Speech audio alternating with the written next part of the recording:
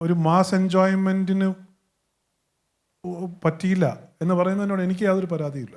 Sir എടുത്ത concept നല്ലതായിരുന്നു, ടിയാൻ എന്ന് പറഞ്ഞ മൂവി. പക്ഷേ ടിയാൻ എന്ന് പറഞ്ഞ മൂവി പലർക്കും ആ ഒരു ആംഗിളിൽ വ്യൂ ചെയ്യാൻ പറ്റിയിട്ടില്ല. ആ ടിയാൻ മൂവിയെക്കുറിച്ച് എന്താണ് പറയാനുള്ളത്? പറഞ്ഞത് വളരെ ശരിയാണ്. അത് കുറച്ചൊരു ന്യൂവൻസ്ഡ് ആയിട്ടുള്ള ഒരു റീഡിങ്, അല്ലെങ്കിൽ ഇന്ത്യൻ സ്പിരിച്വാലിറ്റി, സനാതന സ്പിരിച്വാലിറ്റി, അല്ലെങ്കിൽ സനാതന ഹിസ്റ്ററി, ഇതൊക്കെ അറിയുന്ന ഒരാളിന് കുറച്ചുകൂടി നന്നായിട്ട് എൻജോയ് ചെയ്യാൻ പറ്റുന്നൊരു സിനിമ ആണത്. അത് ഒരു മാസ് എൻജോയ്മെൻറ്റിന് പറ്റിയില്ല എന്ന് പറയുന്നതിനോട് എനിക്ക് യാതൊരു പരാതിയില്ല. ബിക്കോസ് അത് എല്ലാവർക്കും ഒരുപോലെ വർക്ക് ചെയ്യാം എന്ന് പറയപ്പെടാവുന്നൊരു സിനിമയല്ല. So it can happen.